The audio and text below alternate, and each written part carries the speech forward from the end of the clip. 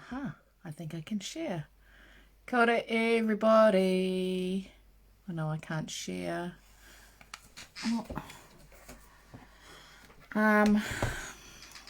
Doing a live tonight just to get our anti-racism reading Nook back up and running again. And I'm just going to share this over to Twitter so Twitter can see that we have this going on.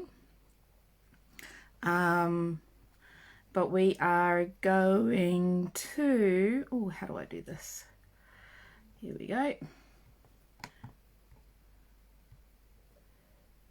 We are going to be reading from AKALA, one of my favorite musicians, performers, poets, and writers. And we're going to be reading from his relatively recent book, Natives. All right. Reading Nook is live now. Hope everybody's had a lovely and happy holidays. Great day to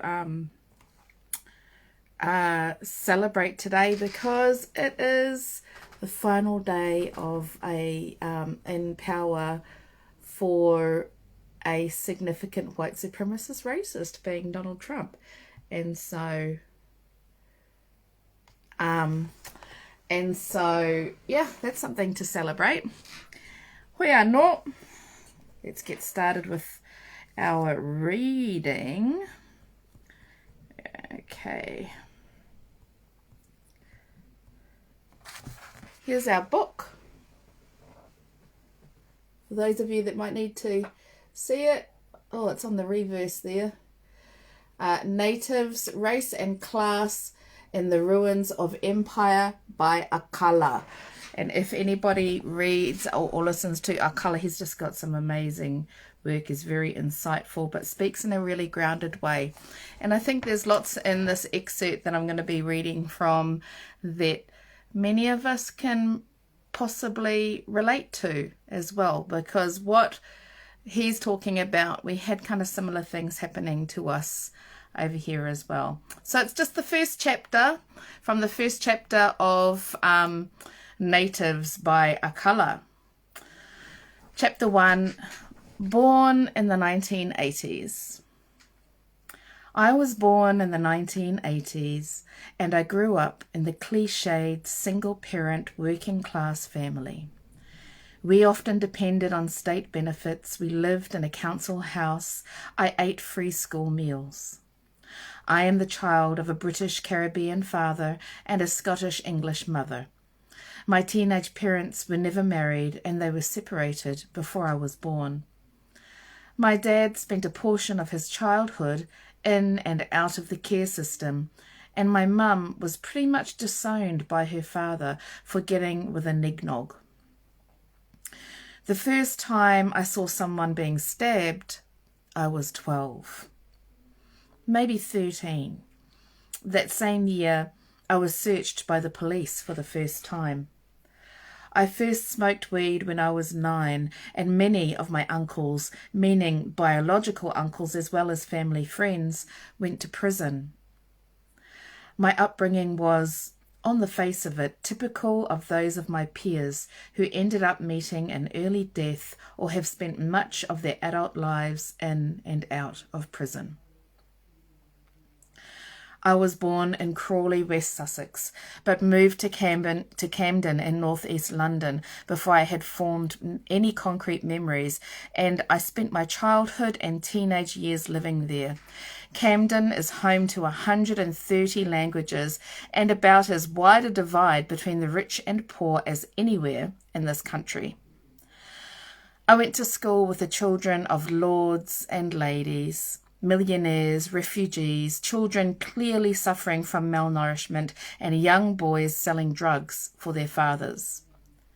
If there is anywhere in Britain that could serve as a petri dish for examining race, class, and culture, Camden would be that place.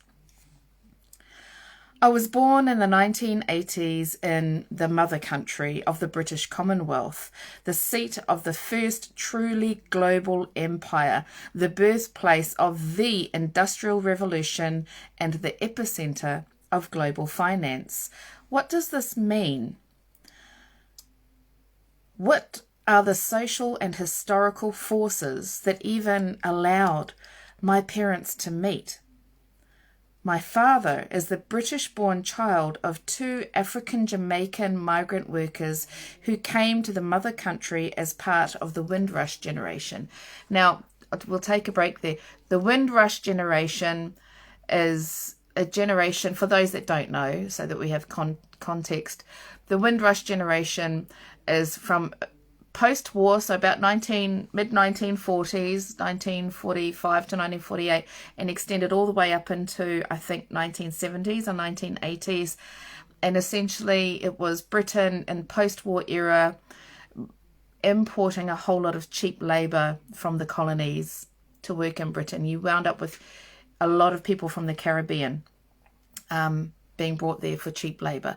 Similar to what New Zealand did with the Pacific. You know, we imported a whole lot after pretty much draining their economies and crippling the economies around the Pacific, but also in the post-war era, we imported a lot, and we still do import a lot of cheap labour from the Pacific and set up a lot of communities from them as well. So yeah, his parents arrived as a part of the Windrush generation. His grandparents arrived as a part of the Windrush generation. My mother was an army child born in Germany, spending her infant years in Hong Kong and moving to the small town in which I was born in her early teens. In my parents' meeting are untold histories of imperial conquest, macroeconomic change, slave revolts, decolonization, and workers' struggles. I was born poor, by Western standards at least. I was born poor and racialized as black in spite of my white mother, in perhaps the most tumultuous decade of Britain's domestic racial history.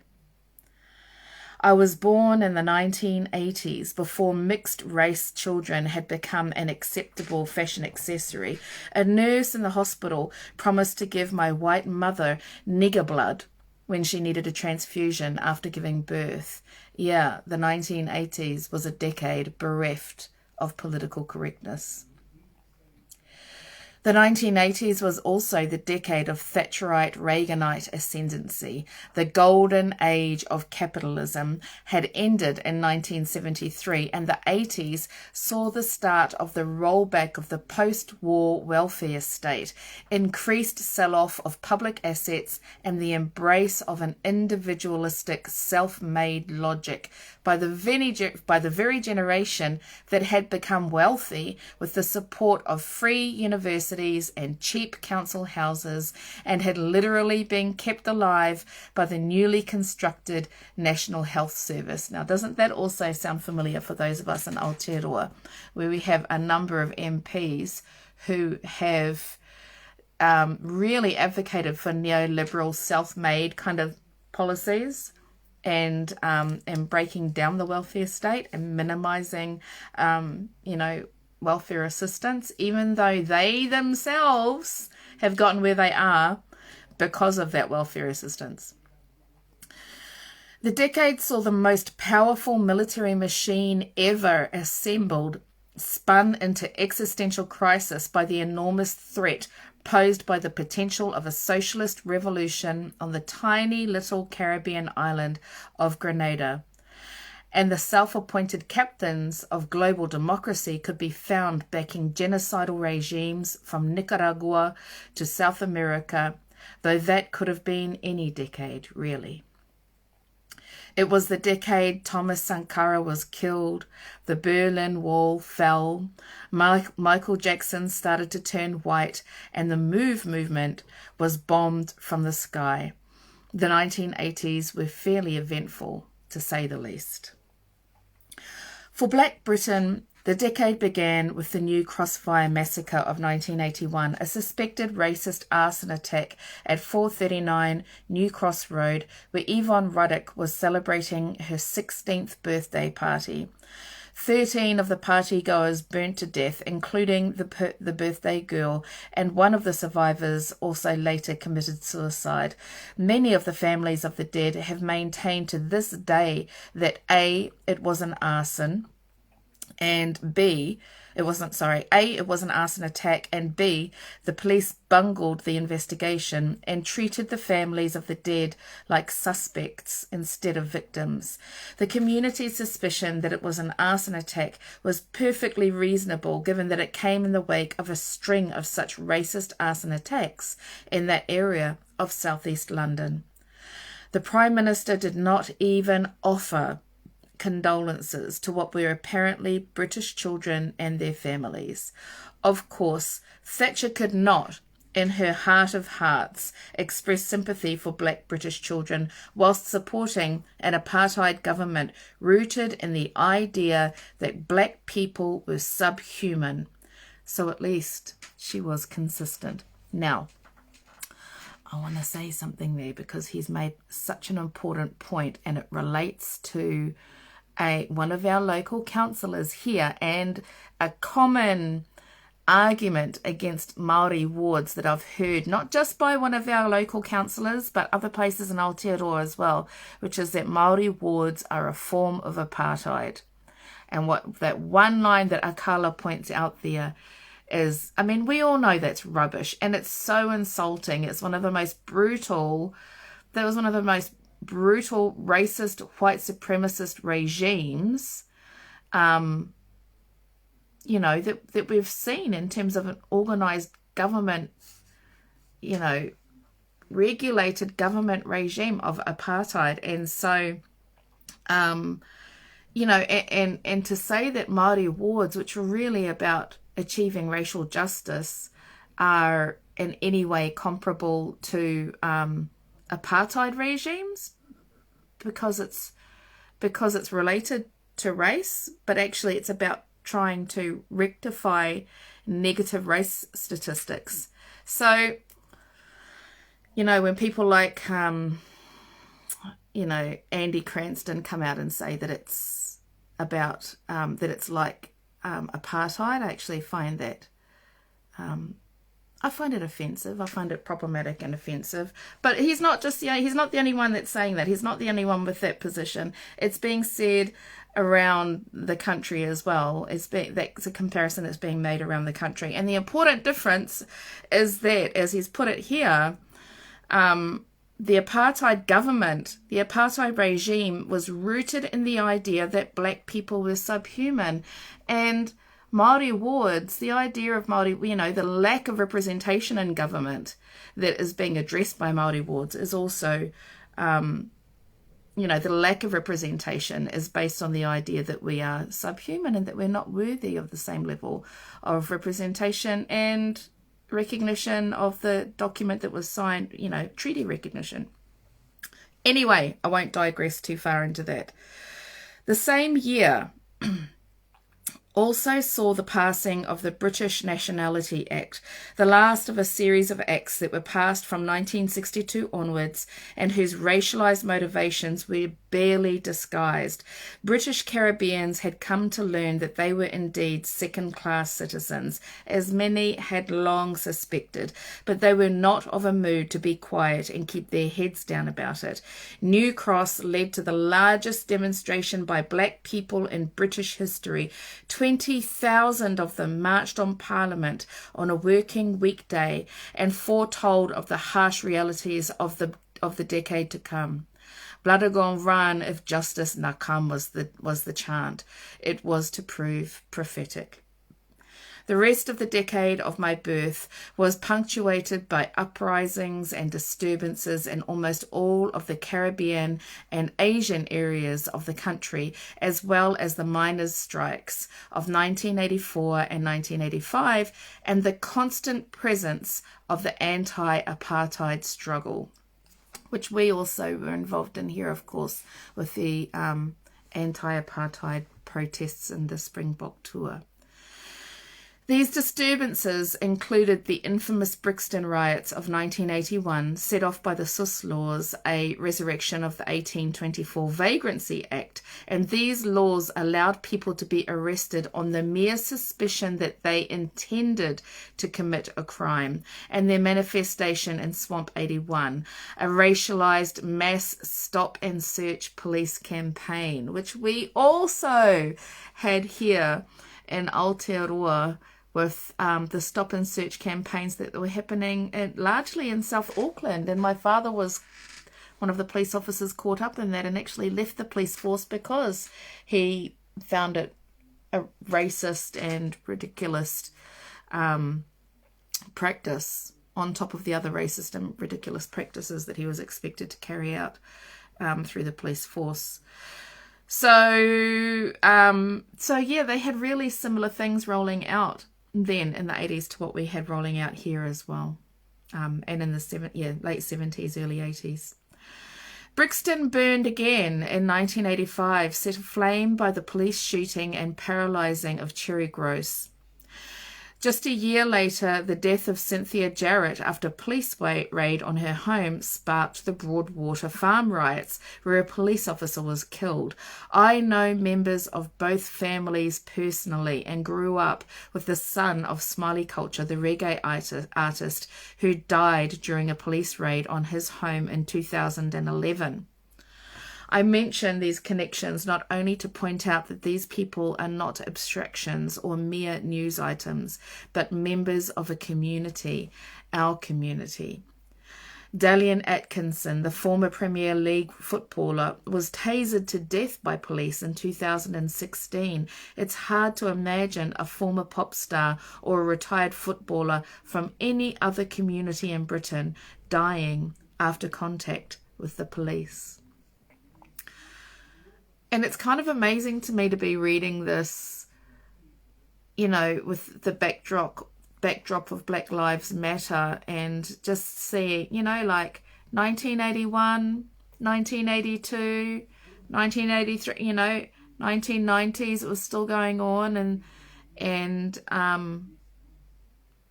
into the 2000s, you know, like deaths at the hand of the police, in these communities is not new, and it hasn't really shifted at all, has it? These 1980s reactions to state violence, racism, poverty and class conflict were by no means limited to London. There were the St Paul's riot in Bristol in 1980, Mosside and Toxteth in the northwest of England in 1981, Handsworth in the Midlands in 1981 and 85, and Chapeltown in Leeds in 1981 and 87. How many millions of pounds of damage these outpourings of rage caused, I don't know. But now that they are sufficiently distant from the present, very few academics would dispute that they had real socio-political causes. Indeed, entire books have been written on them, and government policy and police behaviour and training were completely reformed in direct response to those events. Although what lessons the British state has truly learned from the 1980s remains to be seen. Well, I think the fact we still have all of those deaths happening says something. It's easy for people just slightly younger than myself and born into a relative degree of multiculturalism to forget just how recently basic public decency towards black folks was won in this country. I was born in the 80s, so I remember only too well. I was 5 years old when the infamous picture was taken of footballer John Barnes kicking away the banana that had been thrown at him from the stands. I grew up routinely watching some of England's greatest ever football players suffer this type of humiliation in their workplace in front of tens of thousands of people who, for the most part, seemed to find it entirely acceptable and even funny. I knew Cyril Regis personally, rest in power. I know about the bullets in the post and the death threats received by black players from their own supporters and apparent countrymen because they wanted to play for England. No one asked in public discourse where that association with black people and monkeys came from, because if they did, we might have to speak of historical origins, of savage myths, and of literal human zoos. I was not born with an opinion of the world, but it clearly seemed that the world had an opinion of people like me. I did not know what race and class supposedly were, but the world taught me very quickly, and the irrational manifestations of its prejudices forced me to search for answers. I did not particularly want to spend a portion of a lifetime studying these issues. It was not among my ambitions as a child, but I was compelled upon this path very early as I stared at Barnsey kicking away that banana skin, or when I sat in the dark and the freezing cold simply because my mum did not make enough money. I knew that these experiences were significant, but I was not yet sure how to tease meaning from them. I was born in the 1980s, when MPs in Parliament could be found arguing that we, non-white Commonwealth citizens, should be sent back to where we came from, now that where we came from had legally ceased to be a part of Britain. Our very existence here was seen as a problem. So after our grandmothers had helped build the National Health Service, and after our grandfathers had staffed the public transport system, British MPs could talk openly about repatriation because we were no longer needed.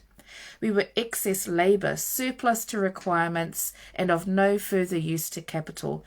The entire management of race, the media propaganda, the overstaffed mental institutions, the severe unemployment, the massively disproportionate incarceration rates and school expulsions has to be understood in the context of why we were invited here in the first place.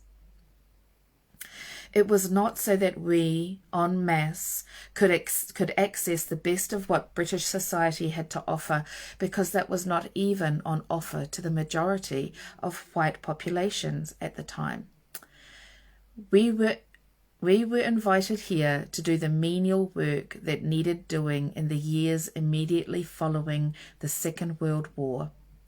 And even in that very limited capacity, all post-war governments, including Attlee's Spirit of 45, were deeply concerned about the long-term effects of letting brown-skinned British citizens into the country. Very powerful paragraphs. He's a very powerful writer, AKALA. The government and the education system failed to explain to white Britain that, as the academic Adam Elliott Cooper puts it, we had not come to Britain, but rather Britain had come to us. They did not explain to the white British person that the wealth of Britain, which made the welfare state and other class ameliorations possible, was derived in no small part from the coffee and tobacco, cotton and diamonds, gold and sweat and blood and death of colonies. No one explained that our grandparents were not immigrants, that they were literally British citizens, many of them Second World War veterans with British passports to match, moving from one of Britain's outposts to the metropole. Nobody told white Britain that over there in the colonies, Caribbeans and Asians were being told that Britain was their mother country, that it was the home of peace and justice and prosperity, and that they would be welcomed with open arms by their loving motherland.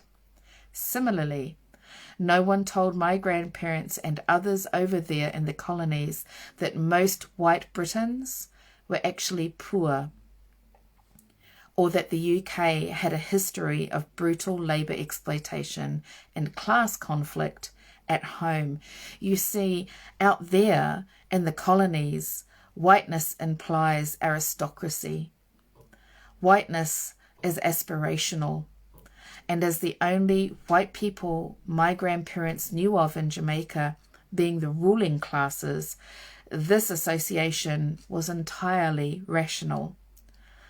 My uncle could not contain his shock when me come England and me Cyan believe say white man a sweep street. I am so sorry to anybody who had to listen to that really bad. I'm trying to read it, but anyway, I can't do the accent. Anyway, the illusion was ruined the moment his 4-year-old self got off the boat in the 1950s and saw poor white people. How preposterous. How preposterous. What is this place? Within a week, my uncle also discovered that he was a black bastard. Some adult let him know while we were in the sweet shop. You see, while the people in the colonies were being told Britain was their mother, much of white Britain had convinced itself that these undeserving niggers, Asians were niggers too back then, had just gotten off their banana boats to come and freeload, to take their jobs and steal their women. Never mind that Britain has a German royal family, a Norman ruling elite, a Greek patron saint, a Roman Middle Eastern religion, Indian food as its national cuisine, and an Arabic Indian numeral system, and a Latin alphabet, and an identity predicated on a multi-ethnic, globe-spanning empire. Fuck the bloody foreigners was the catch cry. Never mind that waves of migration have been a constant in British history, and that a great many millions of white Britons are themselves descendants of Jewish, Eastern European and Irish migrants of the 19th century, nor that even in the post-war mass migration years, Ireland and Europe were the largest source of immigrants. And of course, let's say nothing about the millions of British immigrants, settlers and colonists abroad, conveniently labelled expats.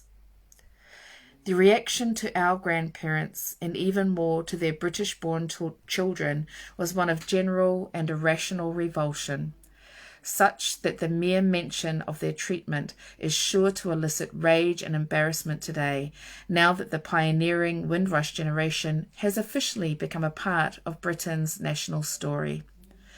These people who came to labour in post-war Britain were greeted by de facto segregation, verbal abuse, violent attacks, and even murder, motivated by nothing more than their brown and black skin. Immigration Acts put a stop to the British citizenship claims of the non-white Commonwealth, and hundreds of millions of British citizens were stripped of their citizenship and the freedom of movement that a British passport gave them, simply because they were not white. In a barely disguised move in the 1968 and 1971 Immigration Act's grandfather clauses were placed into the legislation which allowed the white citizens of the Commonwealth to continue to keep their freedom of movement without having to use explicitly racial language. Despite all of this, my grandfather Brinsley worked hard, saved his pennies and moved out to the suburbs. Everything British capitalism says a good worker should do for the system to reward them, which, to be fair, it obviously did in his case. His neighbours all signed a petition to have the nigger removed from the street, but my granddad, for reasons I could never quite understand, chose to stay put. As a homeowner surrounded by council tenants, he could not be moved. My grandmother Millicent also saved her pennies and bought a home, but she stayed in London. This was all back when a worker in London could have any hope at all of buying their home. Soaring house prices have permanently put an end to that. Gosh, couldn't we be talking about Aotearoa? And couldn't we be talking about, like, now? Really? The 1980s drew to a close with the Hillsborough disaster, in which 96 people were crushed to death during an FA Cup semi-final game between Liverpool and Nottingham Forest. I remember this. In the aftermath of the tragedy, the national press and police blamed them, the Liverpool fans, for the disaster, relying on crude class stereotypes of them as drunk hooligans.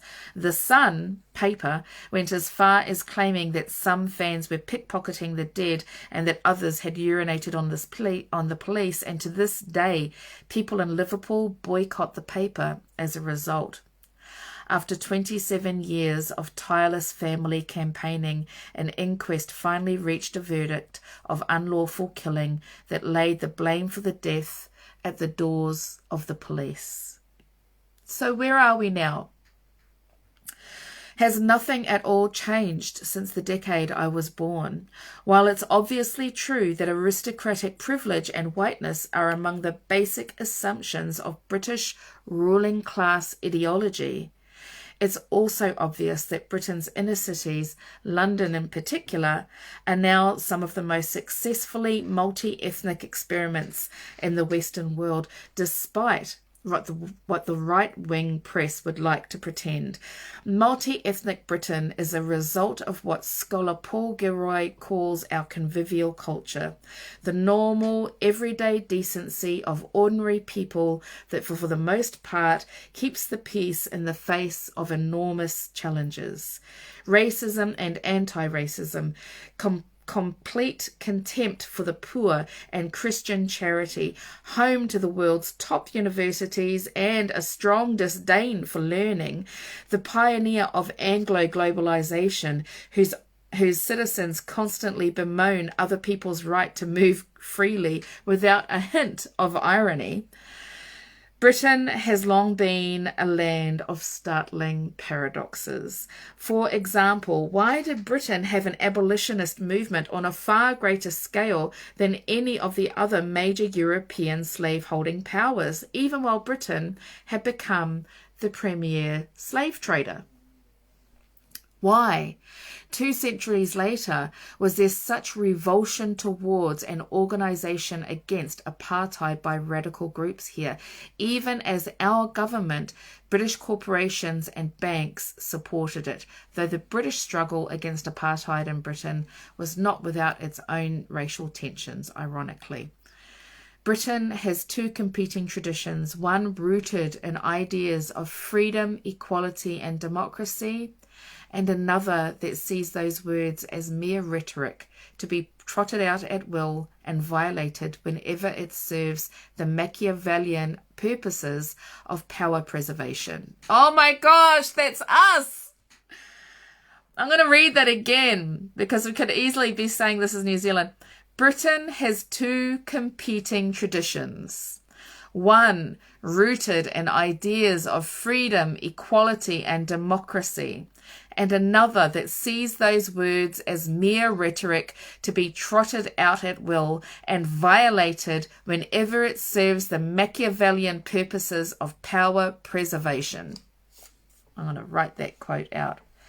This is how the UK can have the largest of the demonstrations against the invasion of Iraq and yet still have a government that entirely ignored its population on such an issue over such globe-shifting implications. Severe class inequalities persist, and while it's probably unrealistic to expect a society with which everyone can be satisfied, by European standards, the British class system is still particularly pernicious. It's not that racism has disappeared from the UK since the 1980s, but without a doubt, the resistance of Black and Asian communities during the decade of my birth produced very significant reforms that have changed the way my generation experiences and understands race. The gollywogs and banana skins are no longer a daily feature of black life here, and neither is the Special Patrol Group, the notoriously abusive policing unit that gave almost all of the older men in my life a bloody good hiding more than once. Though police brutality, of course, continues, few would deny things are far better in this respect than 30 years ago, for now at least. The physical battles fought by our parents' generation have meant that nigger hunting and paki bashing are far less common than they once were. My father's and uncle's bodies are tattooed with scars from fighting the National Front. Teddy boys and skinheads. Mine is not. We should not underestimate the newly emboldened bigots, though, and racial violence seems to be on the rise again. I'm going to wrap that up there. There's more to the chapter, but I just think that's a great place for us to wrap it up and have some reflections as well in here. I want to read that little bit again. The physical battles fought by our parents' generation have meant that nigger hunting and paki bashing are far less common than they once were too. My father's and uncle's bodies are tattooed with scars from fighting the National Front. Teddy boys and skinheads. Mine is not. We should not underestimate the newly emboldened bigots, though, and racist violence seems to be on the rise again. It certainly does seem to be on the rise again, and that's also the case for Aotearoa. And, you know, there's been some really interesting things happening on the racial front here in Aotearoa of late. You know, over at the end of last year, we saw the release of the Christchurch mosque attack report. And, you know, there are concerns around the report. There's ongoing concerns that white supremacists are still not being tracked closely enough in Aotearoa, and that white supremacy still flies under the radar in Aotearoa. And I saw very recently that some local whānau were assaulted in Taumarunui by Hobson's Pledge members who were campaigning against Māori wards there, punched by them in the face. And so, you know, it's just the thuggery, and you can tell that probably at least it's in part been spurred on by the white supremacist violence happening over in the United States. And hopefully, you know, now that Donald Trump is now finished and Joe Biden is sworn in tomorrow morning, I think the swearing in is at 6 a.m. tomorrow morning. Not that that means that everything's going to be great in the United States. It's still under occupation. But, you know, I can't say I'm not very happy to be seeing Donald Trump leaving office. So 6 a.m. tomorrow, President Biden, Joe Biden, will be sworn in. So I might get up and watch it. And but also, you know, you can see how some of that violence has come over our way as well. So all of our whānau who are involved in the Māori wards campaigns around the country, please do take care. Do I know if grandfathers from Aotearoa wrote a book like that? You know, not grandfathers, but one of the cousins here on the coast should write a book. She actually wrote some essays like this, and I think it's really important for each of us to consider how colonization is manifested in our lives. Like, bring it from, you know, there's this global story of how imperialism, of how the British Empire spread around the world and dispossessed nations around the world and created a global economy that's still rolling out today, still extracting from indigenous nations, out of indigenous soils, from indigenous bodies and bodies of colour, and exploiting them to be able to prop up a global economy that channels wealth to a very few amount of people and still is centered around the West, around, you know, white nations and Europe. But I think it's really important for us to be able to bring that down to a personal level. Like, what does that mean for me as a young wahine from Ngāti Porou who also, you know, with a Pākehā mother and a Māori father? What are the socio-historical forces that brought them together to meet?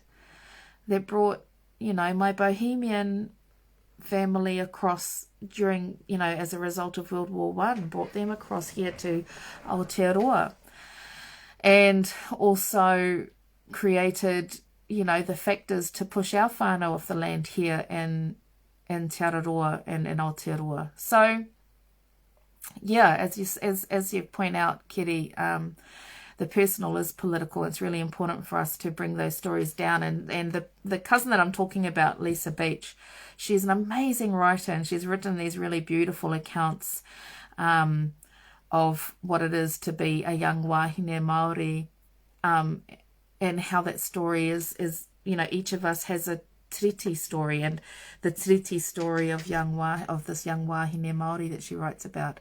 Anyway, I still think she should write that book. And then the other book, I guess the other story that you could read would be Tuai. Tuai is a story about, you know, one of the early Māori migrants, or not migrants, like travellers or visitors over to Britain, and what that was like for him at the time.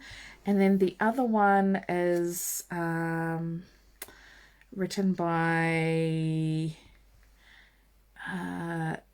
was it The Imaginary Life of James, one moment, Imaginary, where are we?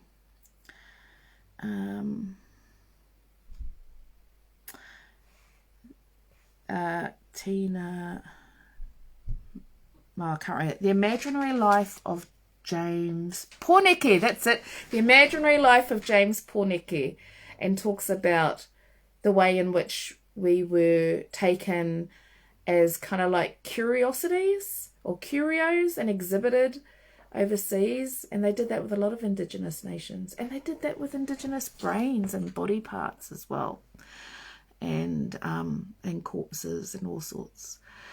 But it talks about the reflections of a young man, James Pōneke, who's taken overseas. So there's those two stories that I could recommend to you. Yeah. And yeah, hopefully one day Lisa also does put those essays into a storybook. But anyway, we will be back again every week with an anti-racism reading. Thanks for joining me. Matua Moana Jackson often talks about that book as well. He's the one that put me onto it. So, and as we're getting ready for Waitangi Day, I hope everybody's considering, you know, what this means. I'm going to be going up to Waitangi this year. We have our Mauri o Te Moana kaupapa going on. I'm thinking to start, you know, my Bohemian whānau that I found, that I just mentioned before, that came over after World War One. They actually came over and they settled in Puhoi, which was another site of, you know, racist discourse this last week, because of the very racist thing that they have hanging up in the Puhoi pub of a bull with the word nigger written on it. I don't even like saying the word, you know, the N word. And I think that in itself is, you know, that's a good thing, that the word has become uncomfortable on our tongue. And, you know, we have uncles with that name here who I love dearly. And they also have really beautiful Māori names that I prefer. But,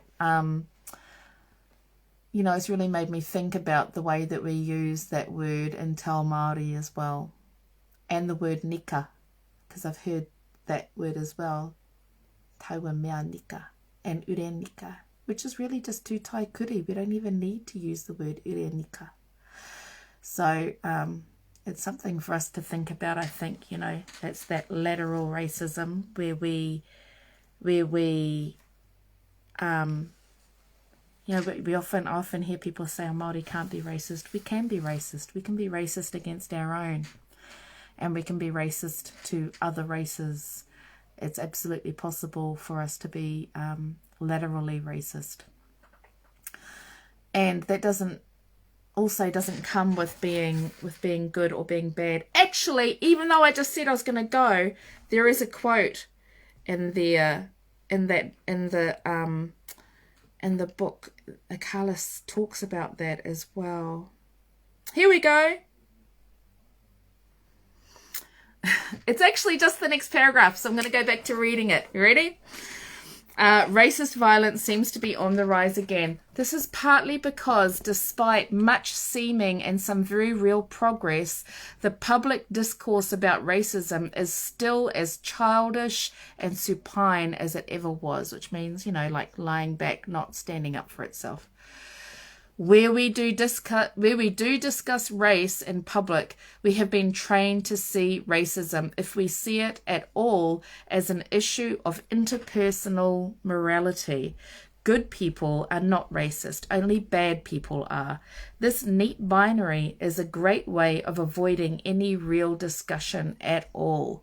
But without the structural violence of unequal treatment before the law and in education and a history of racial exploitation by states, simple acts of personal prejudice would have significantly less meaning. In short, we are trained to recognize the kinds of racism that tend to be engaged in by poorer people. Thus, even the most pro-empire of historians would probably admit that some football hooligan calling a Premier League player, sorry mum for this language, a black cunt, is a bad thing, even while they spend their entire academic careers explaining away, downplaying, and essentially cheering for the mass murdering white supremacist piracy of the British Empire, which starved millions to death in India, enslaved and tortured millions more in countless locations, and often used its power to crush, not enhance, popular democracy and economic development in its non-white colonies, especially when doing so suited larger aims. Poor people racism bad, rich people racism good. So, and I think, you know, similarly, we don't like to talk about lateral racism in Te Māori because we think it's something only white people can do, you know, be racist. And we don't want to be the bad people. And, you know, we also understand the harm that racism has done to our own people. But I've seen some of our own people defend the use of the word, you know, that presence of that bull there.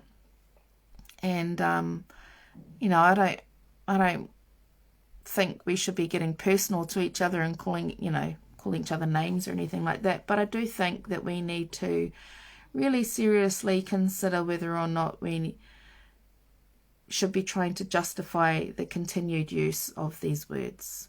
Yeah. Thank you, Tāwhanga. And I hope you're well, and I have a lot of respect for your work, and thank you for joining me tonight. And thank you everybody for joining me tonight. So yeah, I'm just going to do the reading Nook from time to time this year, whānau, when I can, when and where I can, because it's busy, so it's difficult to lock in regular times, but I'll try to put up as much notice as I can for the reading Nook, and we'll be doing different anti-racist texts each time. So kia ora mai everybody, have a lovely evening, be good to each other, and may see some of you up at Waitangi. Pō Mārie.